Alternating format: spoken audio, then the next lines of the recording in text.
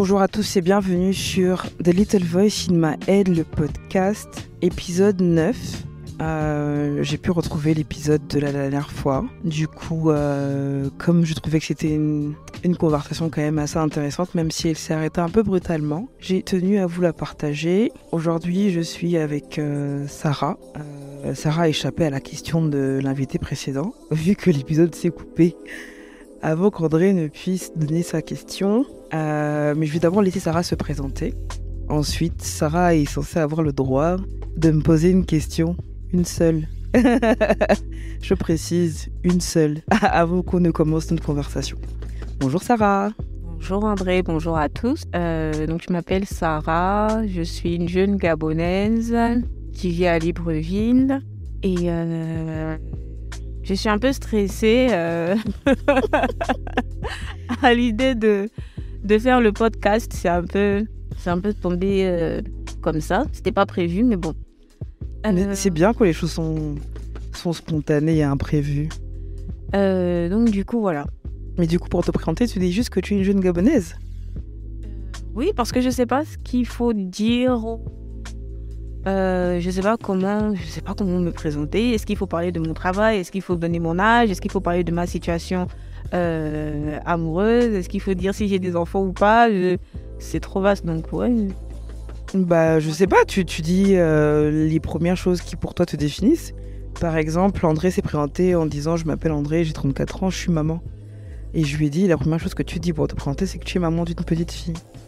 Et après, elle nous a parlé de sa passion d'être maman, que c'était vraiment la meilleure chose qui lui soit arrivée. Du coup, maintenant, je pense que c'est comme ça que j'arrive à essayer de comprendre un petit peu ou essayer de me faire une idée sur la personne que j'ai en face de moi, sur comment elle se présente en fait. Quel est le premier élément qu'elle présente d'elle, quel est le premier ou l'élément que la personne met en évidence, en valeur. Comment elle se voit? Bon, tu as quel âge? On va couper court. Non, je déconne. Est-ce que c'est... Non, c'est intéressant de donner mon âge aussi. J'ai 30 ans, bientôt 31. Je suis auditeur comptable et financier. Mais j'ai pas d'enfant, pas encore. Tu comptes en avoir? J'aimerais bien. Ok. Et je suis pas célibataire. Je suis issue d'une famille. Je suis pas la première, pas la dernière. Je suis le milieu en fait. Ok. De mes parents, je suis le centre. Ça représente quelque chose? Oui, j'aime bien cette place parce que t'es pas le premier. On n'a pas toutes les responsabilités ne sont pas sur tes épaules. Ok. En même temps, t'es pas le dernier. Il y a pas. Il n'y a pas la brimade. Il n'y a pas la brimade. Il n'y a pas en fait le regard de toute une famille sur toi en fait, voir ce que tu fais entre tes aînés, tes parents, etc. Il n'y a pas tout ça.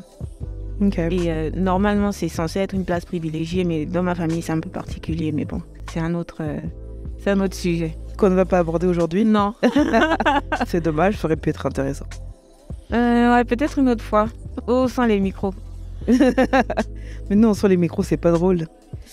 Comme je disais, tu as le droit de me poser une question de manière aléatoire. Il n'y a pas de sujet déterminé. Tu n'es pas obligé de le faire, par contre. Je tiens à le dire. C'est quelque chose que je propose parce que je me suis rendu compte que certains invités voulaient faire des contre-interviews, voulaient prendre ma place. Du coup, je propose. Mais c'est pas une obligation parce que je sais par exemple qu'il y en a qui n'ont pas de questions particulières à me poser. Donc si tu n'en as pas, c'est pas grave. Alors, ma question. Ah merde, elle en a une. Je pensais m'en sortir. Entre manger l'iboga. C'est sérieux. Vas-y. Pour faire dans l'originalité. Entre manger l'iboga et embrasser ton premier ex, qu'est-ce que tu choisirais et pourquoi? Ça fait deux questions. Ouais, non, ça fait... C'est une question à deux volets. Ouais, c'est ça, ouais. Je mangerais l'iboga parce que ce serait une découverte. Ce serait la première fois. Et bien que j'ai un petit peu peur avec toutes les histoires qu'il y a autour, non, ce serait pour le côté découverte. Parce que j'aime bien apprendre des nouvelles choses. Okay. Et parce que mon premier ex, c'est un tocard aussi. On peut perdu. Donc voilà, non, l'iboga. Ok. Et toi?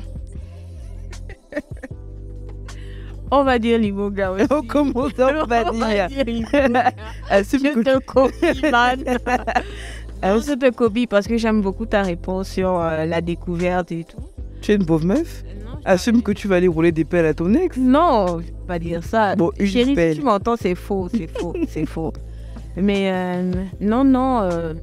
Alors, depuis ton blog comme ça, je t'aurais dit, si mon partenaire actuel est d'accord, j'aurais embrassé mon ex. Pourquoi ? Parce que pour moi, l'iboga a trait à la spiritualité et c'est un côté de la spiritualité que je n'ai pas envie de découvrir.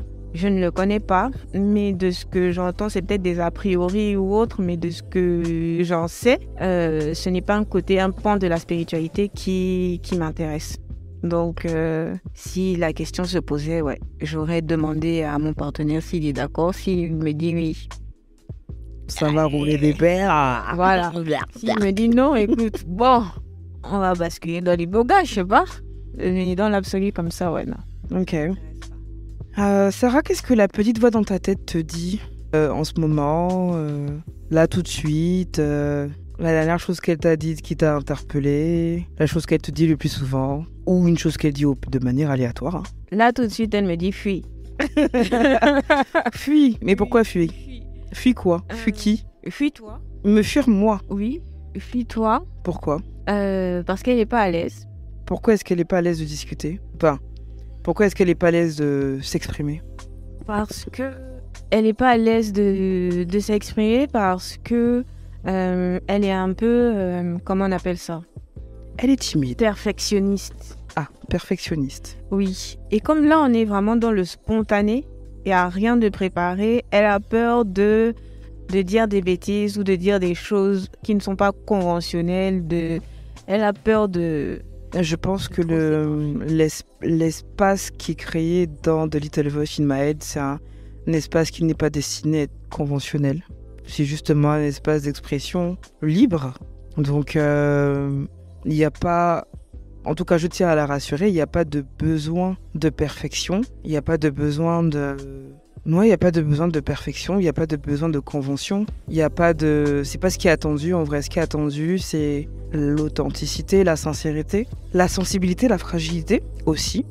Même si c'est assez difficile. Mais, c'est assez difficile pour certains. Pour d'autres, non. Il y en a qui assument pleinement, qui vivent pleinement leur fragilité, qui n'en font pas une faiblesse et qui savent s'en accommoder en fait. Du coup, c'est ce que j'attends le plus du podcast, des épisodes, des invités. Donc, c'est un stress que la petite voix dans ta tête peut déjà s'enlever. On fait des fautes. Moi-même, je me répète, je bégaye, je balbutie. Bon, je triche un peu avec le montage, je coupe des choses. Je dis beaucoup de... si vous écoutiez les sons bruts, j'ai des qui sont interminables et je me rendais même pas compte que je parlais comme ça. Mais je pense que c'est quand tu parles justement en n'ayant pas beaucoup préparé ce que tu as à dire. Donc bon, je triche un peu en coupant, mais c'est juste ça en vrai. C'est vraiment juste ça. Bon, à part fuir quand même. Parce qu'elle est là, elle a pas le choix. On va pas fuir, on est là.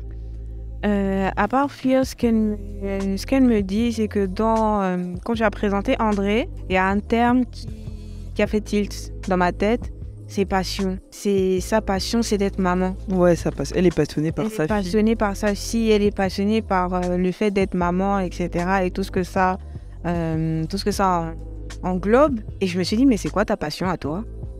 À toi qui ? À toi ou à toi moi ? Non, à toi, moi, à moi, Sarah. C'est quoi ta passion ? C'est d'abord quoi une passion pour toi ? Allez, on va faire dans la philosophie. Pour moi, une passion, c'est quelque chose, quelqu'un, un objet, une philosophie qui captive une personne. Ok. Mais qui captive tu peux être captivé par quelque chose pendant 30 secondes, c'est pas une passion. Non, mais voilà. Il y a aussi la notion de durée.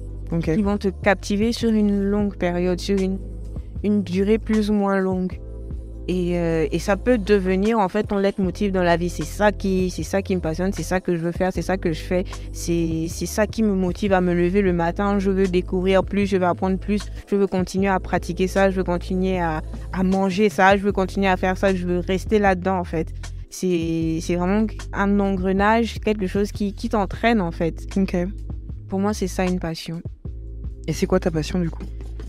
Je ne sais pas, je ne sais pas. Tu penses que tu n'as pas de passion? Je pense que je n'ai pas de passion. Pourquoi? Parce que pour moi, être passionné de quelque chose, c'est vraiment se plonger là-dedans. C'est être à fond dedans, c'est rechercher, je sais pas, c'est pas juste dire j'aime ça. Par exemple, j'ai une période où, enfin, c'est toujours d'actualité, j'aimais beaucoup la lune, la pleine lune, tu vois. Je me souviens. Bref. On recevait des messages un soir sur deux. Regardez la lune, regardez comment elle est belle. Voilà, tu vois. Et j'étais en mode, mais qu'est-ce qui lui arrive?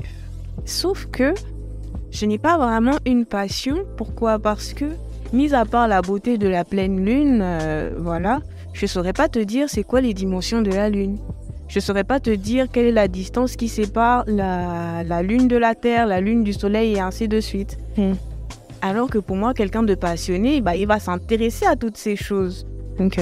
Mais moi, je suis juste dans « Oh, c'est la pleine lune. Oh, c'est trop beau, j'aime trop. » Et je peux rester de longues minutes, voire même toute une soirée à contempler la pleine lune. Mais ça va s'arrêter là. Je vais pas aller plus dans la recherche. Donc, c'est pas vraiment une passion. Mais du coup, qu'est-ce qui fait que tu te lèves tous les matins?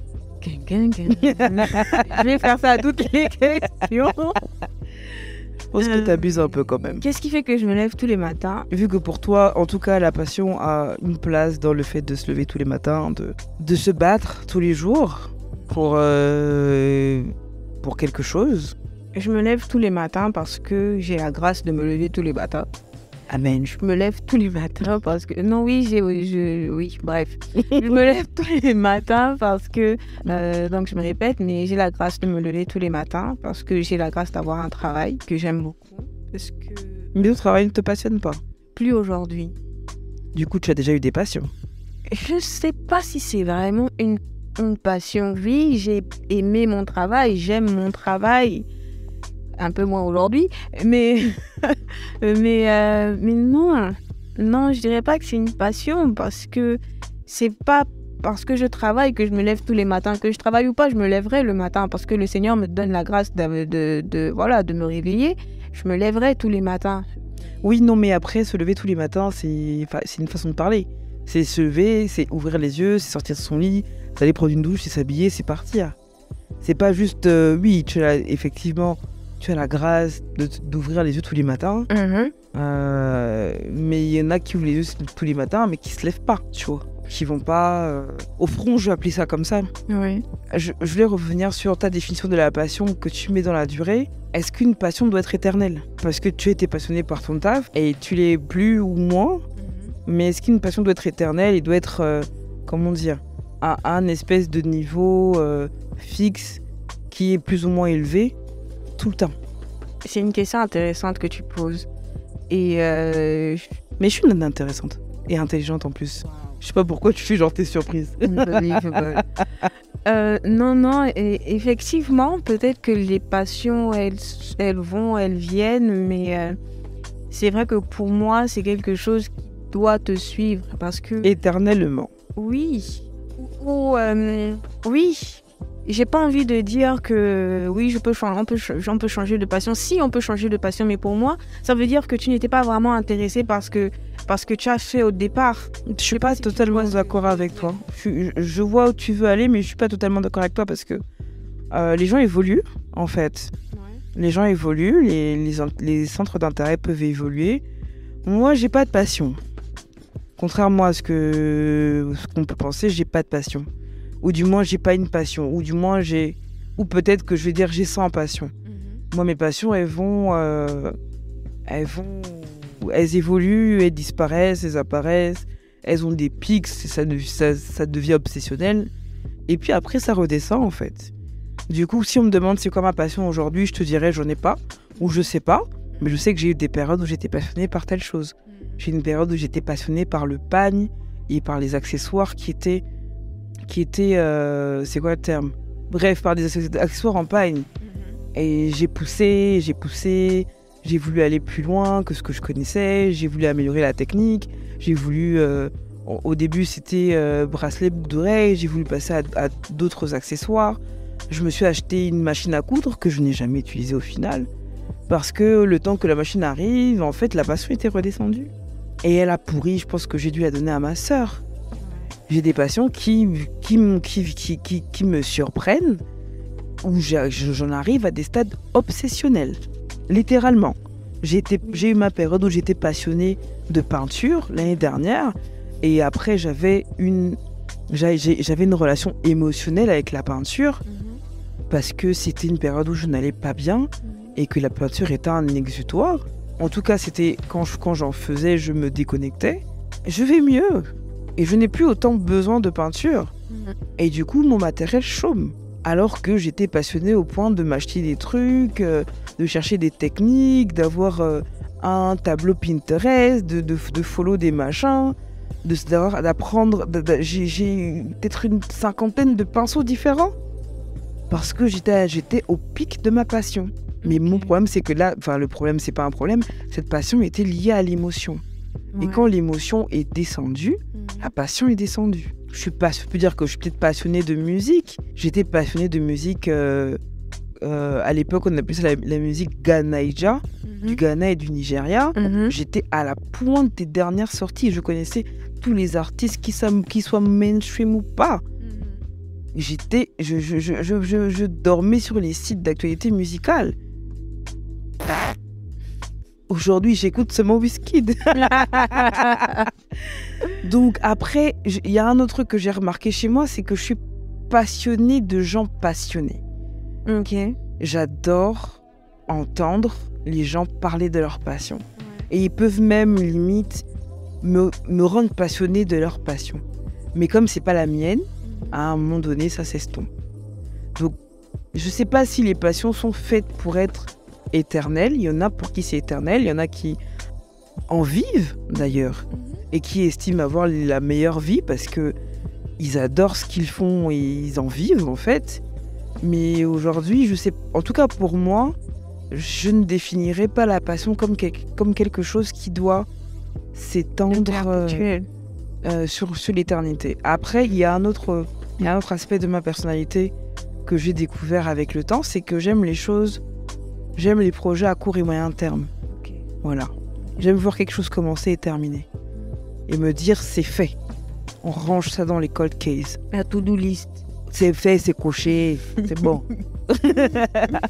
Du coup, je ne sais pas si c'est ça qui influe aussi. Je ne sais pas si ça influe mon côté passion, ou c'est le fait que mes passions sont toujours pas éphémères, mais qu'elles ont une durée de vie qui fait que, en fait, j'aime ceux qui commencent et ceux qui finissent. Des fois, mes passions finissent avant que je ne les ai vraiment commencées ou que je sois allée au bout. Mais je ressens pas de frustration. Je me dis, ah ouais, non, j'aurais quand même pu pousser ce truc quand même. C'est dommage, j'aurais pu faire machin. Et puis, il y a aussi le côté où, au final, on dirait c'est mon interview, mais bon. Il y a aussi le côté où j'aime apprendre de nouvelles choses, j'aime découvrir de nouvelles choses. Puis bon, voilà, je sais ça, je sais faire ça. Je l'ai fait une fois. Et puis bon, une fois ou plusieurs fois. Puis c'est fini, genre, c'est pas ma passion. C'est plus ma passion, je l'ai fait, j'ai appris à le faire. Ça m'a impressionné. Et une fois que j'ai su le faire, bon, c'est bon. C'est bon, tu es satisfaite, tu passes à autre chose. Oui, je passe à autre chose. Ouais. Donc, je sais pas. Je pense que, en tout cas, ça c'est mon rapport avec la passion. Parce que tu n'es pas la première personne qui me dit ça. J'ai une autre amie qui me l'a souvent dit, ouais, mais moi, j'ai pas de passion. Bon, ouais, peut-être, mais est-ce que d'abord, tu trouves que c'est un problème de pas avoir de passion ? Du moins dans ton sens de la passion. Oui. Un problème. Oui. Pourquoi je trouve que c'est un problème ? Je trouve que c'est un problème parce que c'est comme si tu n'arrivais pas à te définir. On en revient sur la présentation. J'aurais pu dire bonjour, je suis Sarah, je suis une passionnée de la Lune. Bonjour, je suis Sarah, j'aime la Lune. Bonjour, je suis Sarah, je reprends l'exemple de la Lune, mais on peut le remplacer par n'importe quelle autre activité. Mon Dieu, l'obsession pour la Lune, c'est incroyable. Non, mais tu vois, ça aurait pu te définir. Oui, ta passion peut te définir. Qui tu es. Mais... Et pour moi, le fait de ne pas avoir de passion ou de ne pas identifier quelque chose comme étant une passion, c'est comme si, en fait, au final, tu ne savais pas qui tu étais. Ça me dérange de me présenter en tant qu'auditeur. Parce que peut-être que demain, je ferai plus ça. Peut-être que je vais démissionner, je vais faire autre chose. Mais tu te présenteras autrement. C'est ça, c'est justement pour ça que, pour moi, la passion, ça doit être quelque chose qui reste, même quand tout le reste change, quand les autres aspects de ta vie changent, mais ça reste là. C'est pas quelque chose qui va changer ou qui va partir avec ton évolution. Je sais pas comment dire ça, mais j'aime bien. Tu aimes les constantes. Les constantes, exactement. J'aime les constantes.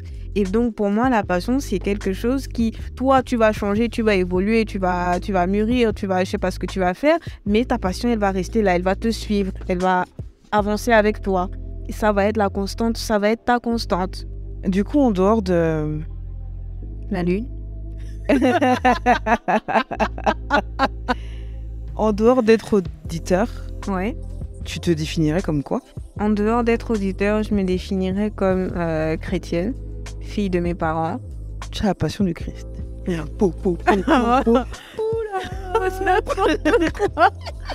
Mais oui. C'est une passion. Sauf que... C'est pas une passion, c'est ce que tu es. Voilà. Et tu veux que je fasse ton interview à ta place? Ça peut être bien. Écoute, je pose le micro, je te laisse continuer. Merci, André. Non, tranquille. Tu te définirais comme étant une chrétienne et l'enfant de tes parents. La sœur de tes frères, l'ami de tes amis. Quoique l'ami de tes amis, ça peut changer. Mais l'enfant de mes parents, pour que ça change, c'est un peu compliqué. La sœur de mes frères et sœurs, pour que ça change, c'est un peu compliqué. Donc ça, c'est constant. Mais c'est pas une passion. Oui, non, j'étais plus au niveau des passions, j'étais au niveau de... La définition de qui je suis. Oui, la définition de qui tu es, et puis du coup les référentiels que tu as, et puis le besoin de constance. Pourquoi est-ce que les variations, pour toi, ne peuvent pas définir quelqu'un, ou pourquoi est-ce que les choses qui changent, c'est mal? Est-ce que c'est mal? Alors, je dirais pas que c'est mal. Non, ce n'est pas mal. Les gens peuvent changer ou évoluer. Les choses peuvent changer ou évoluer. Mais pour moi, pour mon équilibre, il faut qu'il y ait des constantes. Il faut qu'il y ait des constantes. Mais les constantes, ça peut être des aspects de ton caractère. Bonjour, je m'appelle Sarah, j'ai 30 ans, bientôt 31 ans, et je suis une nana marrante. Et c'est pas marrant. Ouais, non, tu n'es vraiment pas drôle.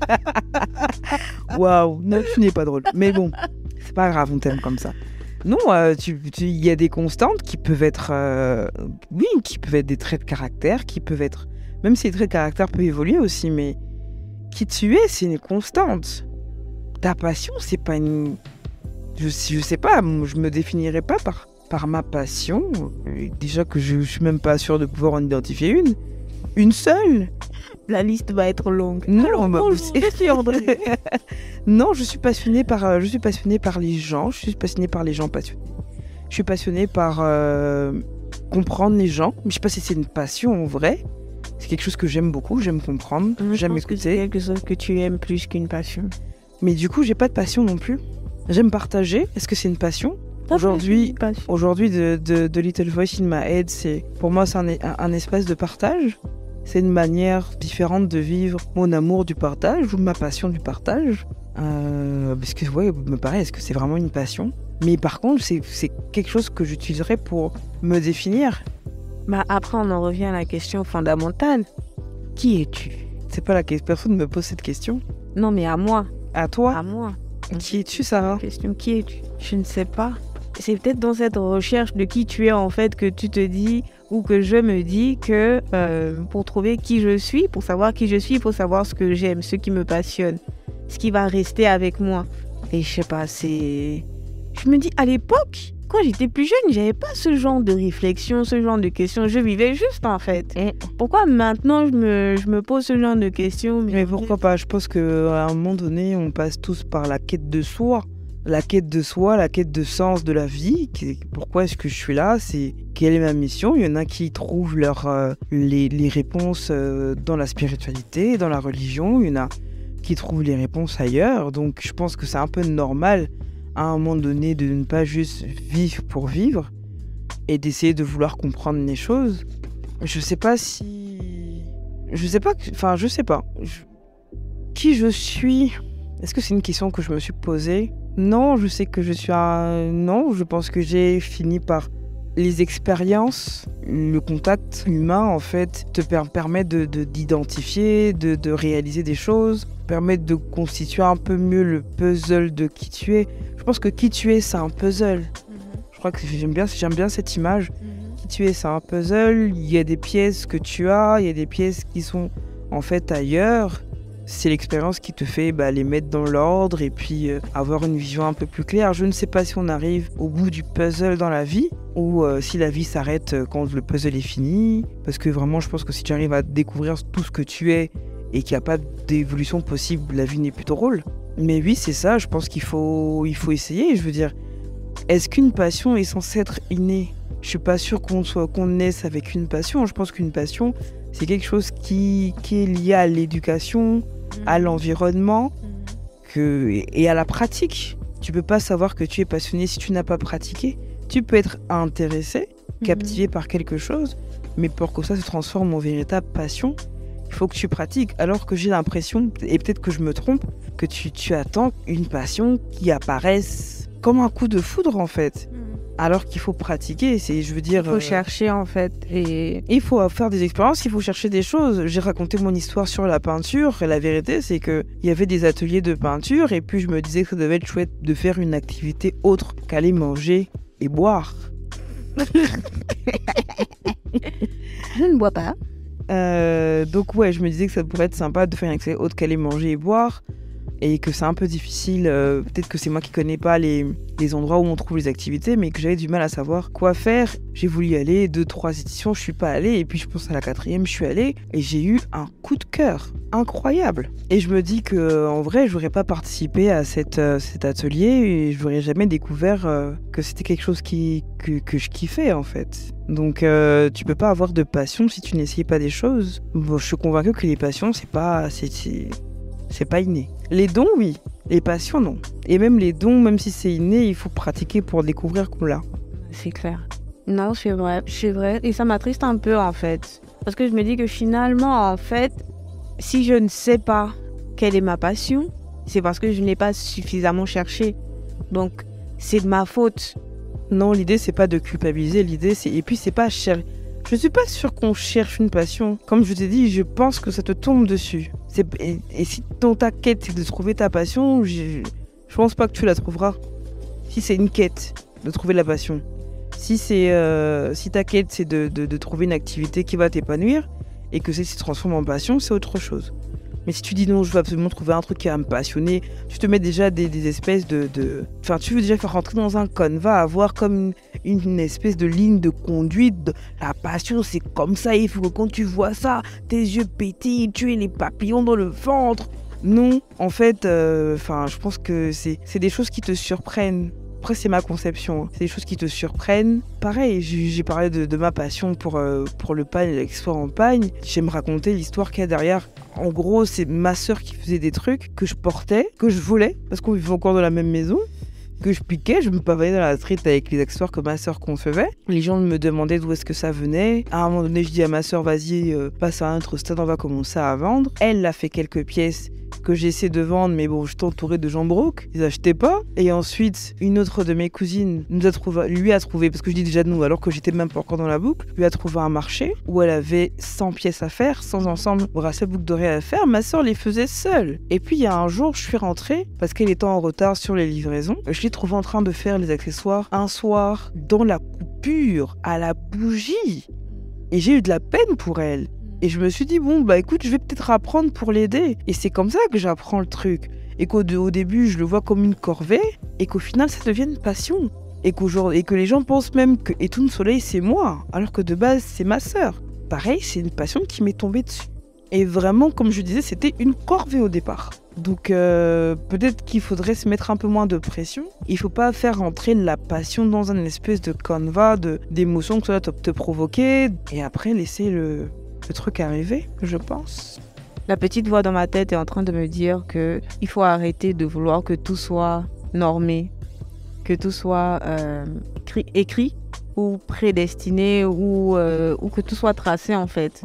Faut accepter l'imprévu, faut accepter la découverte, faut accepter l'inattendu, faut accepter tous ces trucs-là. Et j'ai du mal parce que dans ma tête, effectivement, les choses doivent se passer d'une certaine façon.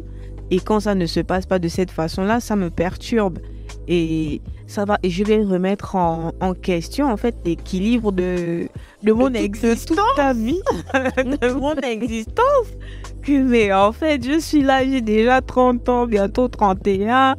Je n'ai pas de passion. Comment c'est possible? Pourquoi je me réveille le matin? Oui, je vais au travail, machin, c'est bien. Mais après, quand je rentre à la maison, je fais quoi? Je dors. Et le lendemain, je repars au travail.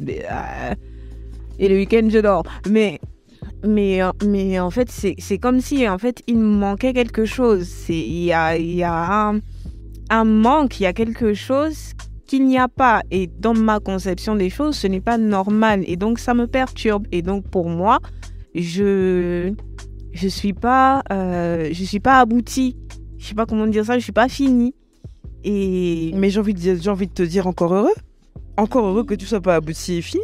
Ça veut dire qu'il y a de la marche, ça veut dire qu'il y a des choses à faire, à apprendre, à construire et même à déconstruire. Je pense qu'il faut déjà que tu commences à déconstruire ton idée de la vie tracée, de la passion qui te provoque les émotions incroyables.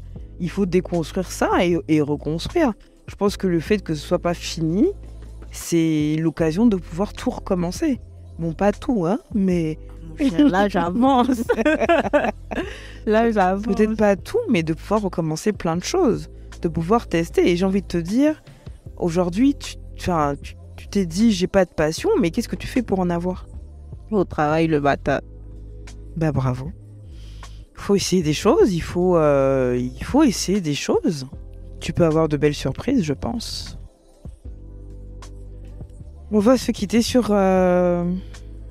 cette phrase. Il faut essayer des choses et essayer d'avoir de belles surprises. Tu n'as pas eu de questions de l'invité d'avant, mais tu vas devoir en laisser une pour le prochain invité. Sans surprise. Quelle est ta passion? Et pourquoi?